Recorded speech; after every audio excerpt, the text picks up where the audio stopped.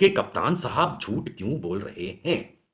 Media झूठ क्यों बोल रहा है उनकी तरफ से उनकी बातें कहते हुए कि भाई बंदूक तो चली ही नहीं, गोली तो चली ही नहीं। और कप्तान साहब कहते हैं कि चली तो थी लेकिन जान से मारने के लिए निशाना लेके इत्यादि नहीं चली थी। और एसपी साहब कहते हैं ऐसे हल्के हथियारों का कहा गया था जो नॉन फेटल हो, और बंदूकें हमेशा फेटल होती हैं। ये विरोधाभास जो है ये पुलिस की कथनी में अपने आप दिख रहा है और करनी में तो दिख ही रहा था। अब मैं आप लोगों पे छोड़ता हूं कि ये पुलिस के कप्तान साहब, एसपी साहब, होम मिनिस्टर उत्तर प्रदेश जो कि खुद योगी आदित्यनाथ हैं, क्या इन लोगों पे कोई कड़ी कार्यवाही इस झूठ को समझते हुए करनी चाहिए। और संविधान दिवस पे कप्तान साहब अनुज चौधरी और एसपी साहब बिश्नोई, आपसे आखिरी सवाल, शर्म आती है कि इसी संविधान की कसम खा के पुलिस की वर्दी पहनते हो, पुलिस की वर्दी में हत्यारे बन के घूमते हो, बेशर्म लोग। अस्सलाम वालेकुम, आदाब। उम्मीद करता हूँ आप सभी खैरियत से होंगे। उत्तर प्रदेश के संभल में किस तरह से माहौल ख़राब किया गया कि सर्वे टीम जब सर्वे करने के लिए जा रही थी तो जे सरकार नारा लगा करके जा रही थी। तभी मुसलमानों को काफ़ी ख़राब लगा, मुसलमान भी आक्रोश हो गए और प्रदर्शन करने लगे, जिसके बाद पुलिस ने सीधा गोली चला दी प्रदर्शनकारियों पर। लेकिन पुलिस का यहाँ पे साफ साफ कहना है कि पुलिस की तरफ से गोली नहीं चलाई गई थी। अब ये जांच का विषय है, जिसमें 5 बेगुनाह मुसलमान शहीद कर दिए गए। इसी को लेकर के राष्ट्रीय राजनीतिक विश्लेषक निशांत वर्मा जी ने बहुत बड़ी बात कह दी है। दोस्तों, आप लोग देखें आगे पूरी वीडियो को विस्तार से कि उन्होंने क्या कुछ कहा है इस घटना के बारे में। उससे पहले अगर आप हमारे चैनल पर नए हैं तो चैनल को सब्सक्राइब कर दें और इस वीडियो को अधिक से अधिक शेयर करें। तो दोस्तों चलिए शुरू करता हूँ, दिखाता हूँ क्या कहे हैं निशांत वर्मा जी ने। संभल में शाही जामा मस्जिद के सर्वे को लेकर क्या हुआ आप सबने देखा, पूरी दुनिया ने देखा। लेकिन कुछ चीजें ऐसी हैं जिसमें सवाल खड़ा होता है, क्या वहां की पुलिस झूठ बोल रही है या वहां की पुलिस सच कह रही है। सबसे पहले मैं ये बता दूं, वर्दी का सम्मान करना हम सबका फर्ज है और मैं बहुत तहे दिल से करता भी हूं। लेकिन हम जानते हैं बहुत से पुलिस वाले झूठ भी बोलते हैं, गैर कानूनी काम भी करते हैं। लिस्ट बहुत लंबी है, गिनाने की आवश्यकता नहीं है। बिना किसी पे उंगली, बिना किसी पे आरोप लगाए मैं आज आपको कुछ चीजें दिखाऊंगा और अंत में आप लोग तय करेंगे कि क्या संभल में हुए वारदात के समय वहां के जो पुलिस वाले थे क्या वो झूठ बोल रहे हैं, क्या उन्होंने गैर कानूनी काम किया है या फिर वो सही बोल रहे हैं और उन्होंने बिल्कुल देश की रक्षा की है। आइए मैं जिन बातों को आपके समक्ष रखना चाहता हूं उसको पहले बहुत शॉर्ट में समझा दूं। नहीं, मैं वहां क्या क्या हुआ वो नहीं बताऊंगा, मैं सिर्फ पुलिस की कार्यवाही पे बात करूंगा। सबसे पहले तो हम आपको एक वीडियो दिखाएंगे जिसमें उत्तर प्रदेश पुलिस के पास आंसू गैस छोड़ने की जो गन है, हथियार है, वो जब चलती है तो फिर उसमें साफ दिखता है कि जैसे ही गोला दगा एक धुएं की ट्रेल यानी धुएं की लाइन बंदूक से आगे तक चल के साथ में जाती है, क्योंकि वो उसका तरीका है। हम सब जानते हैं कि आंसू गैस जब छोड़ा जाता है तो धुएं की एक लकीर बनाता हुआ गोला जाता है।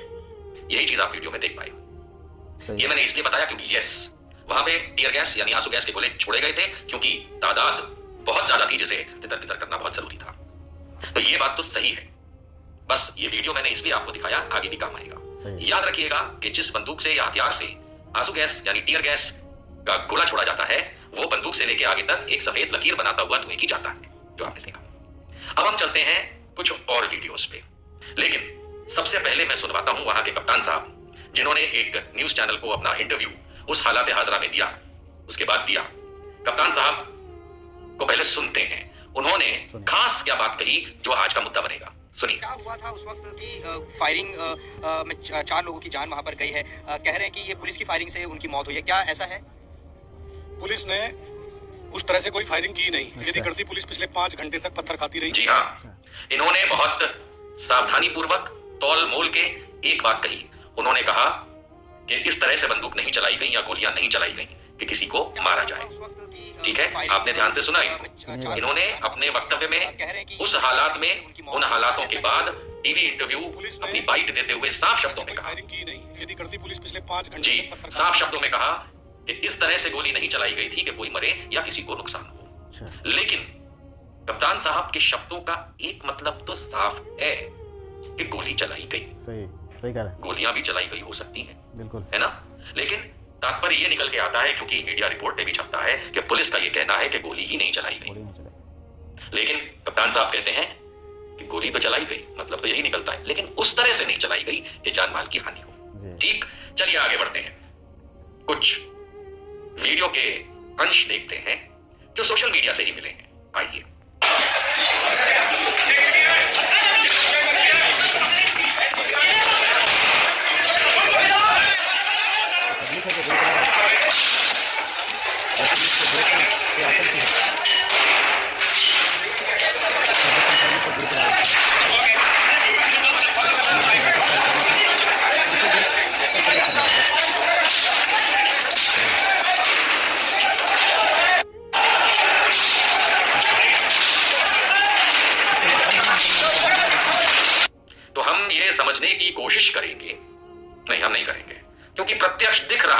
सही। कि पुलिस वाले अलग अलग प्रकार के हथियारों से, बंदूकों से, अलग अलग प्रकार, छोटी पिस्टल, लंबी बंदूक, इनसे गोलियां चला रहे हैं। ये वीडियो संभल के उस समय का है जब वहां दंगा फसाद चल रहा था और पुलिस हालात को कंट्रोल करने के लिए तत्पर थी।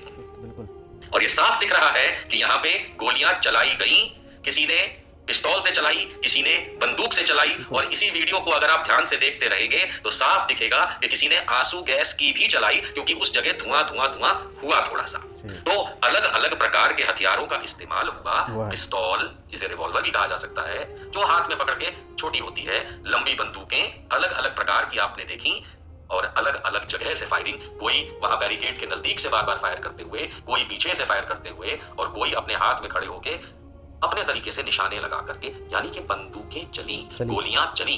ठीक। अब मैं ये बात क्यों कह रहा हूं? क्योंकि पहले कप्तान साहब को आप सुन चुके हैं कि गोलियां तो चली, लेकिन उस तरह से नहीं कि किसी को जान से मारा जाए। जी, सही। ठीक। अब आपने ये भी देखा कि जिस तरह से ये गोलियां चली। अब हम इससे भी 2 कदम आगे चलते हैं। अब हम एसपी साहब को सुनते हैं। जी, एसपी साहब जो हैं, अब हम उनको सुनेंगे, बिश्नोई साहब को, कि उन्होंने 1-2 दिन के बाद अपनी जो बात टीवी मीडिया में इस समय के हालात को लेकर के कही, तो लेटेस्ट है। सुनिए। संभल में हुए उपद्रव के मामले में अब धीरे धीरे चीजें सामान्य हो चल रही है, जैसा कि अधिकारियों का दावा है। इन सबके बीच एसपी हमारे साथ खुद मौजूद है। सर, ये भी सच है कि जिस समय कार्रवाई चल रही थी ना, उस समय डीएम महोदय से बंदूक चलाने का या गोली चलाने का इस तरीके का आदेश लिया गया था। नॉन लीथल वेपन यूज करने का आदेश लिया गया था, और नॉन लीथल वेपन ही यूज किए गए हैं। इस सारी घटनाओं का मजिस्ट्रियल इंक्वायरी का आदेश भी डीएम महोदय द्वारा 7 दिन में समाप्त करने के लिए उनको दिया गया है। उनकी कार्रवाई चल रही थी ना, उस समय डीएम महोदय से बंदूक चलाने का या गोली चलाने का इस तरीके का आदेश लिया गया था। नॉन लीथल वेपन यूज करने का आदेश लिया गया था, और नॉन लीथल वेपन ही यूज किए गए हैं। इस सारी घटना कार्रवाई चल रही थी ना, उस समय डीएम महोदय से बंदूक चलाने का या गोली चलाने का इस तरीके का आदेश लिया गया था। नॉन लीथल वेपन यूज करने का आदेश लिया गया था, और नॉन लीथल वेपन ही यूज किए गए हैं। इस अंश साफ होता है, बिल्कुल साफ होता है कि एसपी साहब ये बता रहे हैं पूरी जनता को, उत्तर प्रदेश को और दुनिया को, कि कलेक्टर यानी डीएम साहब ने किस प्रकार के हथियारों के इस्तेमाल का आदेश दिया था। नॉन फेटल। नॉन फेटल मतलब जिससे जान माल की हानि नहीं होनी चाहिए, है ना। अब नॉन फेटल में तो लाठी डंडा होता है, घूसा लात हाथ पैर होता है, ये नॉन फेटल होता है। मैं उत्तर प्रदेश पुलिस की वो बंदूक देखना चाहूंगा जो नॉन फेटल कैटेगरी में आती हो, जो पिस्तौल हो, रिवॉल्वर हो, बंदूक अलग प्रकार की हो। क्या उत्तर प्रदेश पुलिस हम और आपको ये दिखा सकती है कि कौन सी ऐसी बंदूक उनके पास है जो चलाने का आदेश मिले, जो नॉन फेटल हो, जिससे किसी की जान ना जाए? ऐसी कोई तो बंदूक होगी। सही कह रहे हैं सर। कोई बंदूक नहीं होती है जो नॉन फेटल ना हो। तो अब हम ये समझने की कोशिश बिल्कुल भी नहीं करेंगे कि कप्तान साहब झूठ क्यों बोल रहे हैं, मीडिया झूठ क्यों बोल रहा है उनकी तरफ से, उनकी बातें कहते हुए कि भाई बंदूक तो चली ही नहीं, गोली तो चली ही नहीं। और कप्तान साहब कहते हैं कि चली तो थी, लेकिन जान से मारने के लिए निशाना लेके इत्यादि नहीं चली थी। और एसपी साहब कहते हैं ऐसे हल्के हथियारों का कहा गया था जो नॉन फेटल हो, और बंदूकें हमेशा फेटल होती हैं। ये विरोधाभास जो है, ये पुलिस की कथनी में अपने आप दिख रहा है और करनी में तो दिख ही रहा था। अब मैं आप लोगों पे छोड़ता हूँ कि ये पुलिस के कप्तान साहब, एसपी साहब, होम मिनिस्टर उत्तर प्रदेश जो कि खुद योगी आदित्यनाथ हैं, क्या इन लोगों पे कोई कड़ी कार्यवाही इस झूठ को समझते हुए करनी चाहिए कि नहीं चाहिए, करी जा सकती है या जा सकती नहीं जा सकती? ये सब मेरा काम नहीं है, ये सब कानून का काम है, हाई कोर्ट्स का काम है, प्रधानमंत्री का काम है, राष्ट्रपति का काम है, आनंदीबेन पटेल गवर्नर जी का काम है, अगर वो कर पाए तो। क्योंकि कप्तान साहब झूठ बोल रहे हैं, ये तो एसपी साहब साबित कर रहे हैं, बंदूकें चली, लोगों की जान गई, इसकी कलेक्टर साहब ने परमिशन नहीं दी थी। सही कह रहे हैं। नहीं दी थी। उत्तर प्रदेश में कहा जाता है कि पिछले 7 साल से राम राज्य चल रहा है, योगी जी की सरकार है। हर रोज क्या क्या सुनने देखने को मिलता है, बताने की आवश्यकता नहीं। ये भी कहा जाता है कि योगी राज से पहले यहाँ उत्तर प्रदेश की बात हो तो कहा जाता है कि वहां गुंडा राज था। क्या अब हम ये कह सकते हैं इन 7 सालों में अनेकों उदाहरण देखने के बाद कि अब शायद गुंडा राज बदल करके इसे सरकारी गुंडा राज कहा जाए तो क्या गलत होगा? क्या नीति गिरफ्तारी होगी? क्या पुलिस और कलेक्टर ये आपस में तब तक नेताओं के तलवे चाटते रहेंगे झूठ बोल बोल के, जब तक इन लोगों पे सरकार बदलने के बाद कार्यवाही ना हो? आज हमारे देश का 75वां संविधान दिवस है। आज से ठीक 75 वर्ष पहले भारत की संसद, जब उस समय कॉन्स्टिट्यूएंट असेंबली कहलाती थी, आजाद भारत ने अपने इस संविधान को अपनाया था, अडॉप्ट किया था। और ये संविधान का मर्डर करती योगी राज सरकार है।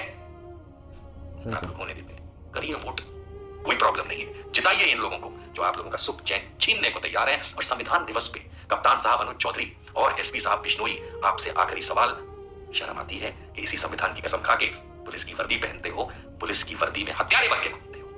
पेश आप लोग। भाई और दोस्तों, तो अभी सुन रहे थे राष्ट्रीय राजनैतिक विश्लेषक निशांत वर्मा जी को, जिन्होंने साफ साफ कह दिया है कि किस तरह से वहाँ पे जो पुलिस वाले, पुलिस प्रशासन जो थे, वो कह रहे हैं कि गोली तो चली थी लेकिन उस तरह से गोली नहीं चलाई गई थी कि किसी की जान माल की नुकसान हो। लेकिन यहाँ पे 5 बेगुनाह मुसलमानों को सीधा गोली मार दिया गया और किसी के सीने पे गोली लगी है तो किसी के सर पे गोली लगी है। बताइए उसकी क्या गलती थी?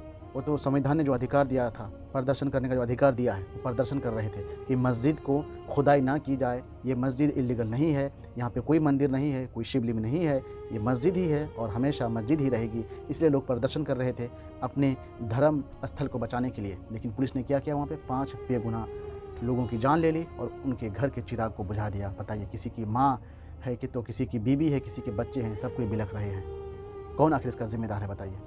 तो आप लोगों की क्या राय है इसको लेकर के आप लोग कमेंट बॉक्स में जरूर बताएं। वीडियो को शेयर करें, लाइक करें। हमारे चैनल पर नए हैं तो चैनल को सब्सक्राइब करें। बहुत बहुत शुक्रिया वीडियो देखने के लिए।